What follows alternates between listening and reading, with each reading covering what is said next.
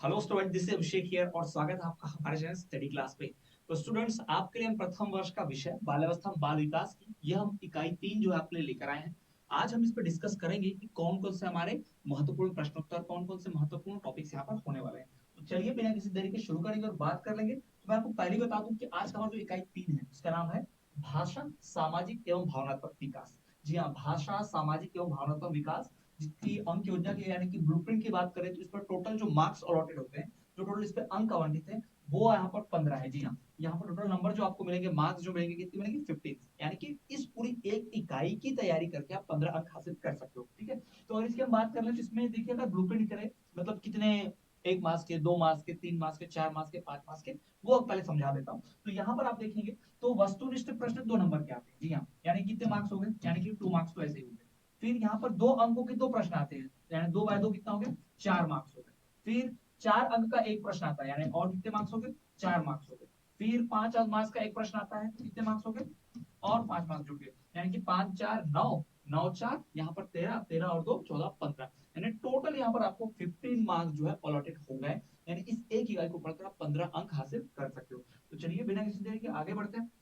और मैं आपको बता दूं कि हम जो है अपने चैनल पर पूरा फुल कोर्स, जी हाँ, एमपी डीएलएड का प्रथम वर्ष का, द्वितीय वर्ष का, सबका टोटल फुल कोर्स हमारे यहाँ चलता है। एमपी डीएलएड मध्य प्रदेश का डीएलएड का हमारी ये कोर्स वैलिडिटी होगी पूरी 1 साल की होगी। यानी कि इस कोर्स को परचेस करने के बाद आप इस कोर्स को पूरे 1 साल तक पढ़ पाएंगे। जी हाँ, इस कोर्स में आपकी 100% तैयारी करवा देगी, 100% आपका प्रिपरेशन होगा। इसमें आपको मिलेगा क्या क्या? इसमें आपको मिलेंगे नोट्स, इसमें आपको मिलेंगे पीवाईक्यूज, इसमें मिलेंगे आपको क्वेश्चन आंसर्स, प्रश्नोत्तर, सारी चीजें मिल जाएंगी। साथ ही साथ भाई, आप अगर देखोगे तो इसमें आपको और भी कई सारी चीजें, जैसे कि इसमें आपको पीवाईक्यूज, ये सारी चीजें आपको उपलब्ध हो जाती हैं। जी हाँ, ये सब चीजें इसमें आपको उपलब्ध कराई जाती हैं। कोर्स बहुत महत्वपूर्ण है। कोर्स परचेस करने का तरीका बहुत आसान है। इस वीडियो के डिस्क्रिप्शन में हमारे ऐप की लिंक है, आप वहां से ऐप डाउनलोड कर सकते हो और सीधा वहां जाके कोर्स परचेस कर सकते हो। किसी कूपन कोड की जरूरत नहीं है, क्योंकि इस वक्त 33% का ऑफ चल रहा है। जी हाँ, 33% इस वक्त छूट चल रही है और ये सीमित समय के लिए है, तो फटाफट कोड परचेस करें। चलिए टॉपिक पर वापस आते हैं और बढ़ते हैं सबसे पहले प्रश्न की ओर। तो आज हमारा जो सबसे पहला प्रश्न है वो है संवेग का अर्थ बतलाइए। यानी संवेग, संवेग जो लोग नहीं जानते हैं उनको बता दूं कि संवेग का मतलब क्या होता है? भावना। जी हाँ, संवेग का मतलब क्या होता है? भावना, यानी कि इमोशंस, फीलिंग्स, उसकी बात हो रही है। तो इमोशंस, फीलिंग्स, भावना, इसे क्या कहते हैं? संवेग कहते हैं। तो संवेग आखिर है क्या? तो आप ये जान लीजिए, यानी व्यक्ति जिस भी अवस्था में होता है, व्यक्ति जिस भी अवस्था में होता है, उस अवस्था में आप देखो, कोई व्यक्ति, संवेग का मतलब क्या? भावना। भावना का मतलब क्या? Emotions, feelings. तो जब व्यक्ति के अंदर इमोशंस होते हैं, भावनाएं होती हैं, फीलिंग्स होती है, बहुत ज्यादा उत्तेजित हो जाता है। तो इंसान की, व्यक्ति की ऐसी अवस्था जिसमें वो उत्तेजित है। अब वो उत्तेजना किसी भी चीज की हो सकती है। हो सकता है बहुत बोलने की, बहुत खुशी की, बहुत दुख की, बहुत क्रोध की, है ना? ऐसा हो सकता है। तो व्यक्ति के अंदर जिस प्रकार का भाव होता है, उसके अंदर वैसे ही भावना, फीलिंग्स, इमोशंस आ जाती हैं। उसे हम संवेग कहते हैं। ठीक है, ये व्यक्ति के भाव को प्रदर्शित करता है। यानी अगर कोई व्यक्ति सांवेगिक है तो हम क्या बोलेंगे? वो भावनात्मक है ना? अगर कोई व्यक्ति बहुत ज्यादा संवेग दिखा रहा है, इसका मतलब क्या है? वो व्यक्ति बहुत सारी भावनाएं दिखा रहा है। क्लियर? ये तो आपको क्लियर हो गया संवेग क्या है। संवेग मतलब फीलिंग, इमोशंस। ठीक, आगे बढ़े अगले क्वेश्चन की ओर। तो अगला प्रश्न जो हमारा है थोड़ा ध्यान से देखिए। अगला प्रश्न ये है कि किशोरावस्था में संवेगात्मक विकास। अब जान लीजिए, हम किशोर अवस्था के बारे में जानते हैं कि सबसे खतरनाक अवस्था है। जो छात्र यह नहीं जानते कि किशोर अवस्था क्या है, तो बता दूं, किशोर अवस्था सबसे खतरनाक अवस्था है। किशोर अवस्था में संवेगात्मक विकास यानी कि भावनात्मक विकास, यानी कि इमोशनल डेवलपमेंट जो है, कौन कौन से परिवर्तन दिखलाई पड़ते हैं। यानी किशोर अवस्था के अंदर जब बच्चों के अंदर भावनात्मक विकास होता है, यानी इमोशनल डेवलपमेंट जब होता है, उसके अंदर संवेग, भावनाएं बहुत भर जाती हैं, तब उसके अंदर कौन कौन से चेंजेस दिखाई देते हैं, कौन कौन से परिवर्तन दिखलाई पड़ते हैं। ठीक है, जब ऐसा आए आपको प्रश्न, तो आप पहले डायरेक्ट उत्तर मत लिखो, जैसे यहाँ पर लिखा है 1 2 3 4, ऐसे मत करो। ठीक है, अब यहाँ मैंने शॉर्टकट लिखा है तो टाइम की कमी है। पर मैं आपको बता दूं, जब भी आपको प्रश्न ऐसा लिखना हो तो पहले क्या लिखो कि किशोर अवस्था में संवेगात्मक विकास में कई प्रकार के परिवर्तन दिखलाई पड़ते हैं, तो उसमें से कुछ प्रमुख परिवर्तन निम्नलिखित दिए जा रहे हैं। ठीक है, बिल्कुल इस तरह का यहाँ पर एक 2 लाइन की थ्योरी लिख दो। फिर नीचे दिए जा रहे हैं, तो उसमें से आप पहला पॉइंट लिखना कि जिज्ञासा प्रवृत्ति में वृद्धि। यानी बच्चे को जो जिज्ञासा प्रवृत्ति होती है, यानी जब वो बहुत ज्यादा जिज्ञासु हो जाता है, यानी कि उसके अंदर क्यूरियोसिटी बढ़ जाती है, तो उसमें तेजी, यानी वृद्धि, यानी कि इंक्रीज, यानी बच्चा और ज्यादा क्यूरियस, और ज्यादा जिज्ञासु हो जाता है। ठीक, पहली बात। दूसरा कि भाई वो काल्पनिकता और भावुकता का पूर्ण विकास हो जाता है, यानी उसके जीवन में उस समय, यानी उस किशोर अवस्था के समय में उसके अंदर जो कह सकते हो कि काल्पनिकता है यानी कि इमेजिनेशन है, और भावुकता यानी कि वो बहुत ज्यादा भावुक यानी इमोशनल व्यक्ति हो जाएगा, उसका पूरा विकास हो जाएगा। पहला क्या बताया मैंने कि उसकी जिज्ञासा बहुत बढ़ जाती है, यानी ऐसा नेचर होता है कि क्यूरियस नेचर का यानी जिज्ञासु प्रवृत्ति का हो जाएगा। दूसरा, उसके अंदर भाई कल्पनाशीलता, बहुत ज्यादा इमेजिनेशन करेगा, सोचेगा, ये सब बढ़ जाता है। तीसरा, उसके अंदर सेल्फ रिस्पेक्ट यानी कि स्वाभिमान आ जाता है। उसके अंदर क्या आ जाता है? सेल्फ रिस्पेक्ट यानी कि स्वाभिमान की भावना भी आ जाती है। साथ ही साथ सबसे जो बुरी चीज होती है ना उसमें, विद्रोह की भावना यानी रेबेल, यानी जो बोला जाएगा उसका अपोज करना, जैसा बोला जाएगा उसका विद्रोह करना, ये उसके अंदर आ जाता है। तो उस समय बालक के अंदर स्वाभिमान की भावना भी होती है, साथ ही साथ विद्रोह की भावना भी होती है। और इसी दौरान उसके अंदर प्रतियोगी भावना का भी विकास हो जाता है। क्या हो जाता है? इसी दौरान उसके अंदर प्रतियोगी भावनाओं का भी विकास हो जाता है। साथ ही साथ उसके संवेगात्मक तनाव में वृद्धि होती है, यानी इमोशनल स्ट्रेस हो जाता है उसे, संवेगिक तनाव हो जाता है उसे, और उसे खेलना कूदना, लगातार कुछ ना कुछ करना, एकदम क्रियाशील बने रहना, एकदम एक्टिव रहना, शांत नहीं। जी हाँ, तो वो क्रीड़ा यानी कि खेल कूद और क्रियाशील, इन सब में वृद्धि होने लगती है। तो किशोर अवस्था में जब बालक जाता है तो इस तरह के संवेगिक परिवर्तन दिखलाई पड़ते हैं उसके अंदर। क्लियर है? आई होप आपको समझ में आ गया होगा। ओके, चलिए आगे बढ़ जाते हैं, पढ़ते हैं अगले प्रश्न की ओर, जो बहुत महत्वपूर्ण है। ठीक है, अगला प्रश्न देखिए, बाल संवेगात्मक को प्रभावित करने वाले कार्य बताइए। आप भी बहुत महत्वपूर्ण, यही आप भी मतलब नॉर्मल भाषा में सिखाओ, प्रश्न उत्तर तो छोड़ दो। ठीक है, मैं अगर बताऊं, आपको कोई पूछता है कि बच्चे के अंदर जो भावनाएं होती हैं उसको कैसे कैसे असर पड़ता है, यानी कोई छोटा बच्चा है मान लीजिए आपके घर में, और आपको दिख रहा है कि वो बच्चा कभी चिड़चिड़ कर रहा है, वो बच्चा कभी खुश हो जा रहा है, कभी रोने लग जा रहा है, कभी चुप हो जाता है, तो उसके अंदर जो अलग अलग भावनाएं आ रही है ना, वो किस वजह से आ रही है, कौन कौन सी चीज है जो उसकी भावनाओं को प्रभावित करती है, ये हम जानेंगे। ठीक है, तो वही कारण जाने। तो बाल संवेग को, संवेगात्मक को प्रभावित करने वाले कारक, कारक मतलब कारण, रीजंस है ना, वो पूछा है। तो देखो मैंने पहले ही कहा है कि कभी भी आपको प्रश्न आए तो सीधा मुंह उत्तर नहीं लिखना है भाई। ठीक है, जैसे यहाँ पर देखो पहले थ्योरी लिखी गई है कि बाल संवेगात्मक को प्रभावित करने वाले कारक निम्नलिखित हैं, यानी कि बच्चे की संवेगात्मक यानी कि भावनात्मक यानी उसके फीलिंग्स इमोशंस को जो चीज प्रभावित करती है, असर डालती है ना, उसके जो कारण है वो नीचे दिए जा रहे हैं, लिखे दिए जा रहे हैं। अब नीचे लिखे तो नंबर एक, शारीरिक स्वास्थ्य। बच्चे का अगर शारीरिक स्वास्थ्य सही है तो आप देखोगे वो खुश रहेगा, बढ़िया रहेगा। पर अगर उसके शारीरिक स्वास्थ्य में कुछ गड़बड़ी है तो बच्चा जो है भाई वो क्या करेगा, वो चिड़चिड़ हो जाएगा, बहुत चिड़चिड़ापन आ जाएगा उसके अंदर, है ना, वो दुखी भी हो सकता है, स्वास्थ्य अच्छा नहीं है तो शारीरिक स्वास्थ्य प्रभावित करता है।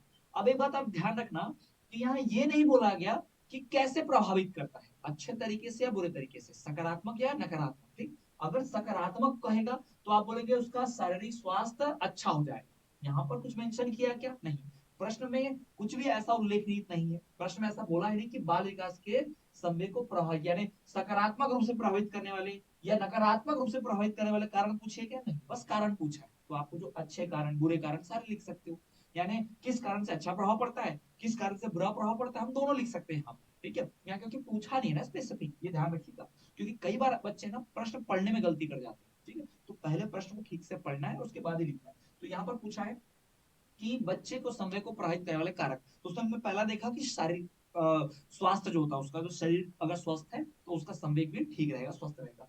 दूसरा, बुद्धि, किसी बच्चे की बुद्धि अगर अच्छी है, बहुत तेज है ना, शार्प माइंडेड व्यक्ति है, तो उस तरह से बिहेव करेगा, उसके इमोशन भी वैसे होंगे। और मंद बुद्धि बालक है, ज्यादा दिमाग उसको समझ नहीं रहा है, उसको सही गलत का फर्क पता नहीं है, तो इस वजह से उसका आप देखोगे कि संवेग भावना भी प्रभावित रहेगी।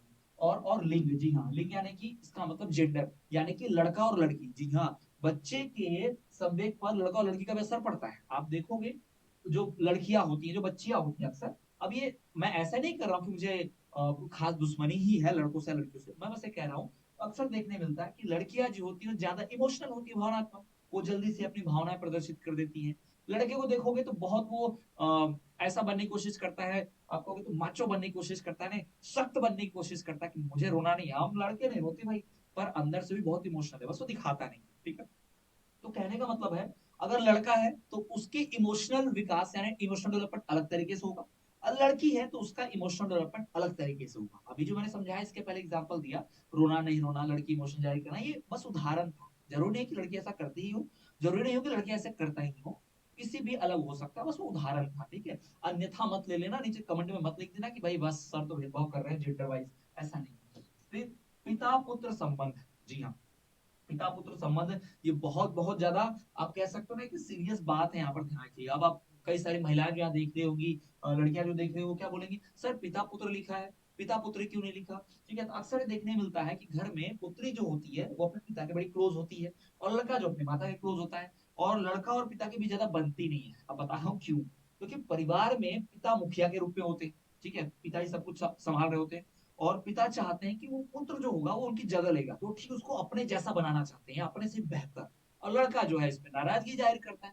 वो देखता है पिता ने कैसे स्ट्रगल किया है, वो देखता है पिता कैसे जिम्मेदारी संभाल रहा है, वो देखते हैं कि पिता कैसे सब कुछ अपनी खुशियां त्याग चुके हैं, पर वो नहीं त्यागना चाहता, इसलिए वो पिता की तरह बनना नहीं चाहता। तो पिता और पुत्र के बीच ना दूरी रहती है टीनेजर्स में, किशोर अवस्था में आप देखोगे तो। बड़े होके भले पेरेंट्स के क्लोज हो जाएगा, एकदम छोटे रहे तो क्लोज रहे, लेकिन जब किशोर अवस्था में आते हैं ना, जब संवेग डेवलप होता है, बच्चा थोड़ा बड़ा होने लगता है, तब इस तरह की चीजें देखने को मिलती है। ठीक है, और क्या, सामाजिक वातावरण, समाज में माहौल कैसा है, समाज में माहौल भी बताएगा कि किस तरह से उसके अंदर भावनात्मक संवेगात्मक विकास होगा। ठीक है, फिर जन्म का क्रम, जन्म का क्रम, बड़ा बेटा है छोटा बेटा है, इस पर भी निर्भर करता है भाई। किसी घर में अगर तीन बच्चे, तीनों के तीनों एक जैसे भावनात्मक नहीं होंगे, सबके अंदर एक जैसे संवेग नहीं होंगे।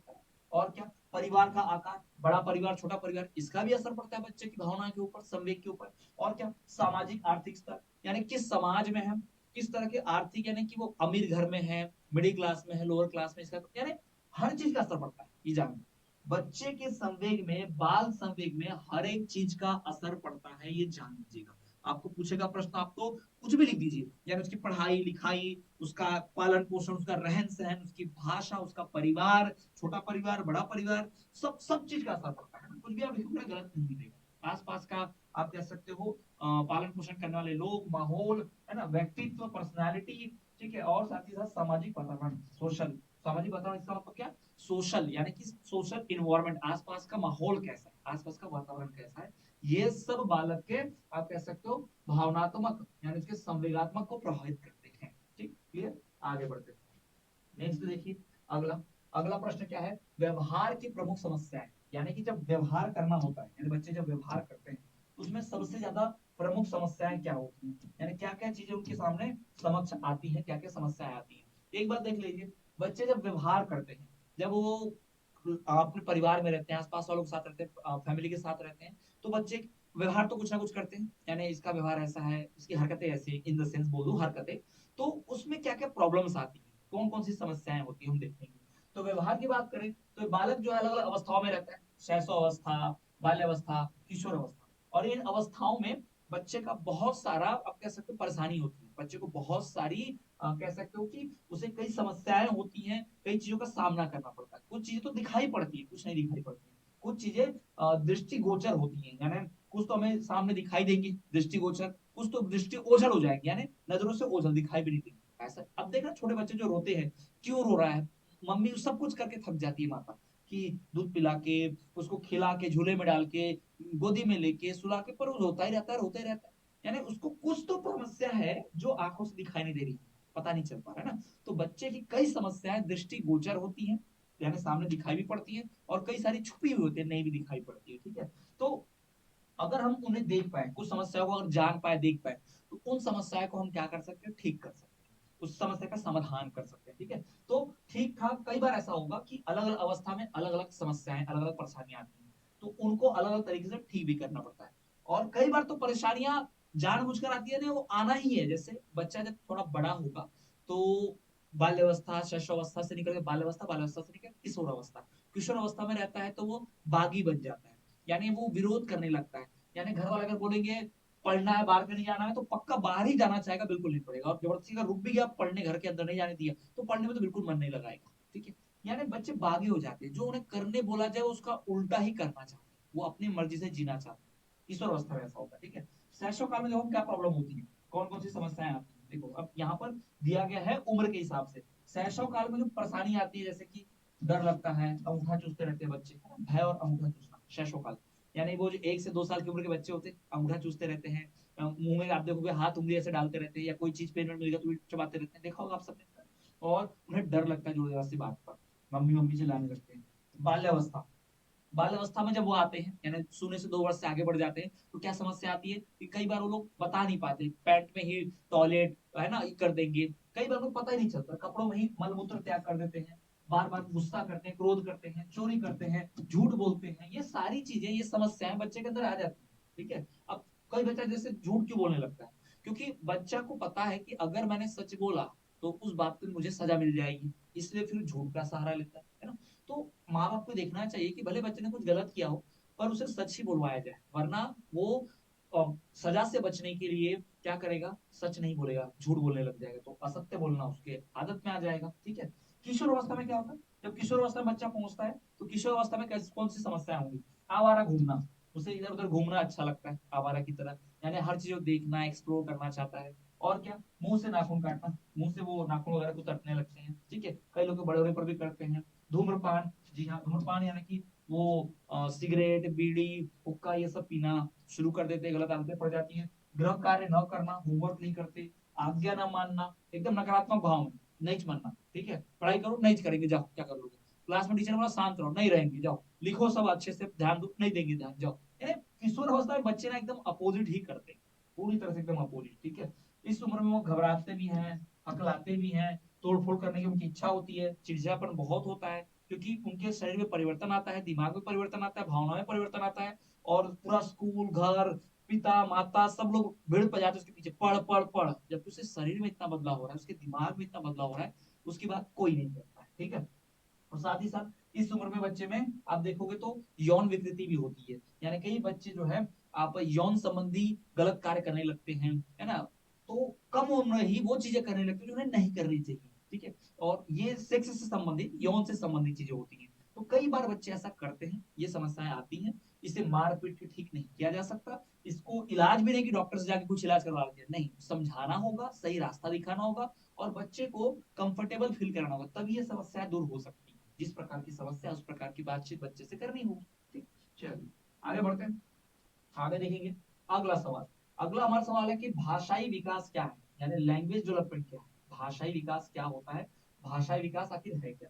तो भाषाई विकास की बात करें, तो भाषा विकास का मतलब क्या है, व्यक्ति जब थोड़ा एक पर्टिकुलर उम्र में जाता है, तो कुछ भाषा, कुछ अपने आप देखोगे तो वो अपने भावनाएं जाहिर करने के लिए, अपनी जरूरतों को पूरा करने के लिए वो किसी न किसी भाषा का प्रयोग करता है। ठीक है। तो व्यक्ति के भाषा विकास से तात्पर्य क्या है, मतलब क्या है, व्यक्ति के भाषा विकास से तात्पर्य एक ऐसी क्षमता से होता है जिसके द्वारा व्यक्ति अपने भाव, मतलब भाषा का मतलब क्या है, भाषा कौन सी क्षमता है, भाषा का विकास मतलब क्या, यानी व्यक्ति जब, बच्चा या व्यक्ति जब अपने भाव, ठीक है, अपने विचार और अपनी इच्छा, ये जब दूसरों के पास, है ना, भाषा के माध्यम से बोलकर, है ना, पहुंचाने लग जाता है, तथा दूसरों के भाव, उनके विचार, उनकी इच्छाएं सुनने लगता है भाषा के माध्यम से ही, तब जो है जिस चीज का इस्तेमाल करता है वो भाषा ही होती है। छोटे बच्चे जब भूख लगती है, थोड़ा बहुत बोलने लगते हैं, देखना, मम्मी को बोलते पानी चाहिए, खाना चाहिए, भूख लगी है, ये खाना है, ये चाहिए, है ना, रोना आ रहा है, डर लग रहा है, बहुत सी चीजें होती हैं जो बच्चे बोलकर करते हैं। और ये बोलना क्या है, भाषा का विकास।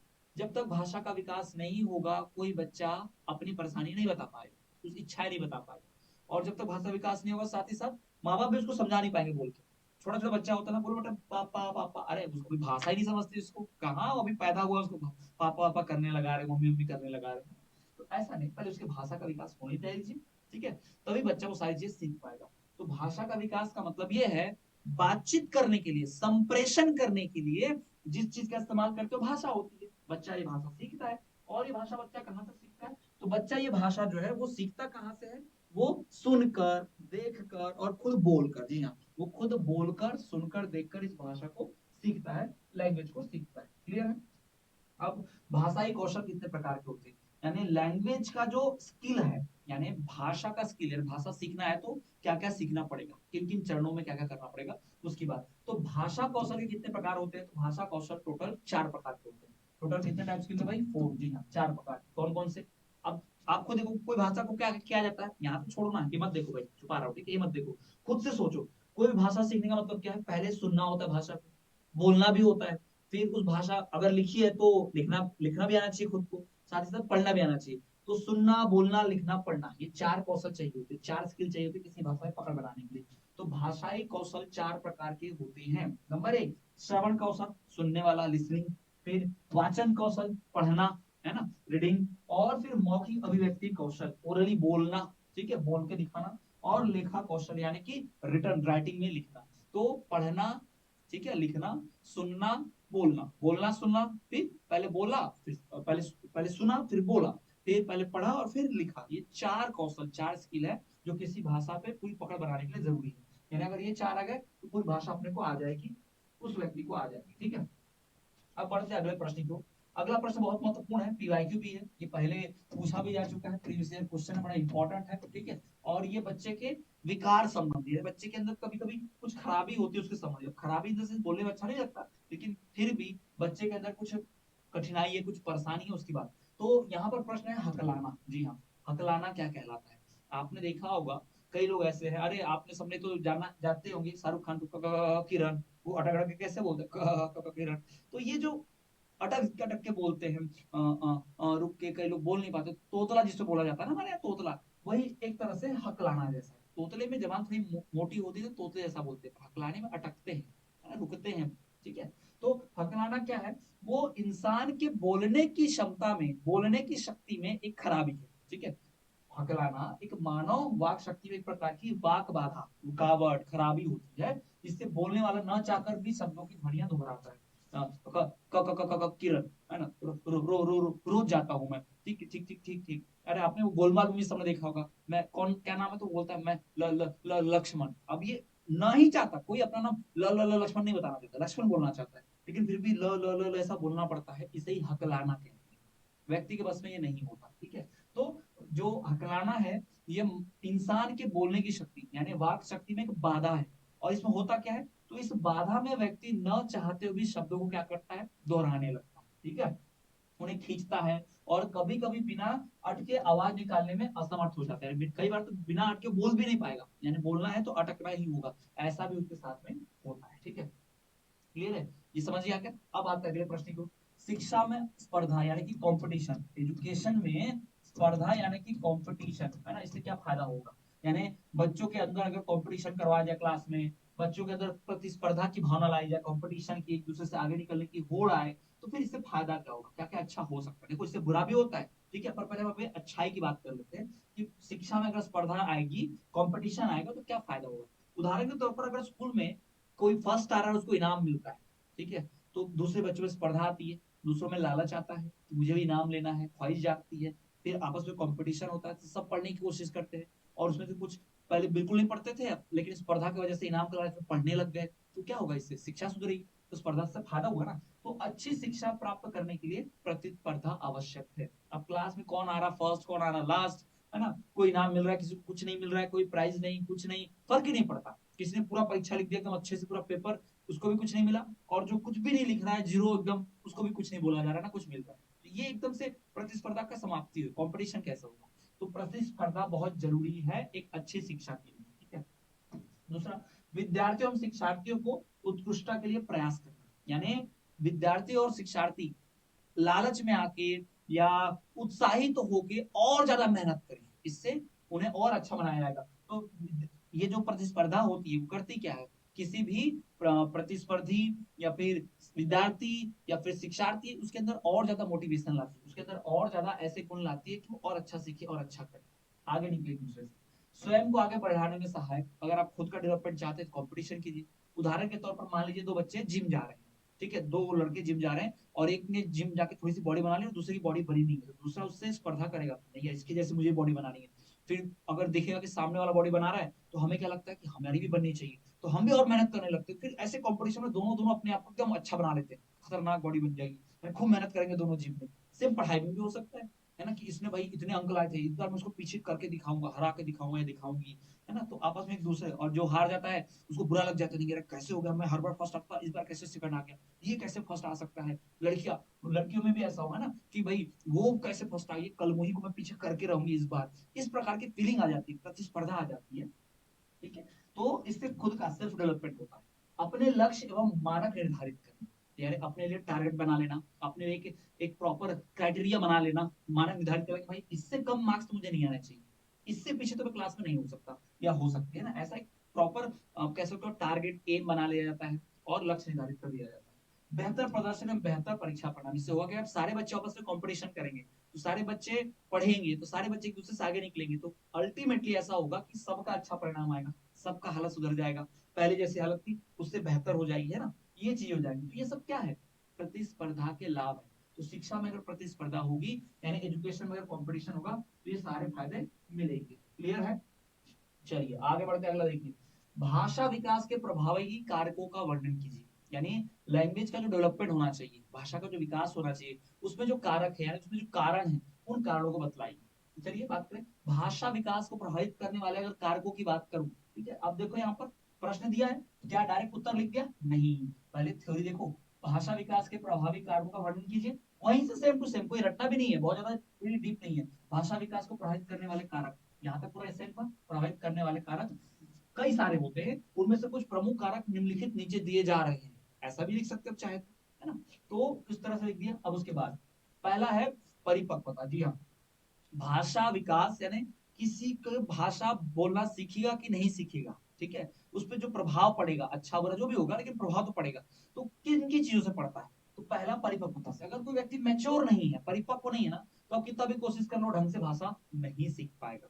फिर बुद्धि, जी हाँ बुद्धि, स्वास्थ्य, लिंग विभेद, सामाजिक अधिगम के अवसर, ये वाला प्रश्न हम पहले भी कर चुके हैं, अभी थोड़ी देर पहले हमने किया था। यानी ये सब चीजें भाषा के विकास पर असर डालती है। प्रेरणा, है ना, वातावरण, अभिप्रेरणा, भाव, संवेग, ये सब चीजें व्यक्ति के भाषा विकास को प्रभावित करते हैं। जी हाँ, ये सब कुछ, सामाजिक आर्थिक स्थिति, शारीरिक स्वास्थ्य, मानसिक स्वास्थ्य, ये सब कई भाषाओं में परंपरागत होना। अगर कोई व्यक्ति पहले से कई भाषाएं जानता है, एक से ज्यादा भाषा है, तो नई भाषा सीखना उसके लिए बहुत आसान हो जाता है, और भी ज्यादा। ठीक है, ये ध्यान रखिएगा। ये सब वो कारक है, ये सब वो कारण है जो प्रभावित करते हैं किसको, भाषा के विकास को। ठीक है, तो स्टूडेंट्स ये था हमारा यूनिट 3 इकाई 3 बाल्यावस्था बाल विकास प्रथम वर्ष का।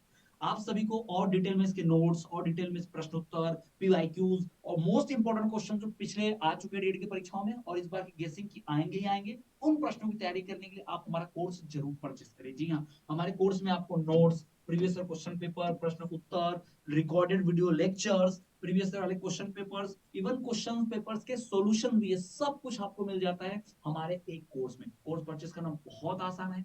इस वीडियो के डिस्क्रिप्शन में आप जाएंगे तो हमारे ऐप की लिंक मिलेगी, वहां से ऐप डाउनलोड करेंगे और प्रथम वर्ष का एमपीडीएलएड का कोर्स परचेस कर लेंगे। और अच्छी बात यह है कि कोर्स की वैलिडिटी पूरी एक साल है, यानी अगर आपने अभी कोर्स परचेस किया तो अगले साल तक, यानी जैसे अभी फरवरी चल रहा है, तो अगले फरवरी तक आप इस कोर्स को पढ़ पाएंगे, इस्तेमाल कर पाएंगे। इतना फायदेमंद ये कोर्स है। इसी कोर्स को पढ़कर हजारों सैकड़ों विद्यार्थियों ने 90% स्कोर किया हमेशा। तो आप भी कर सकते हैं, कोर्स जरूर परचेस करें।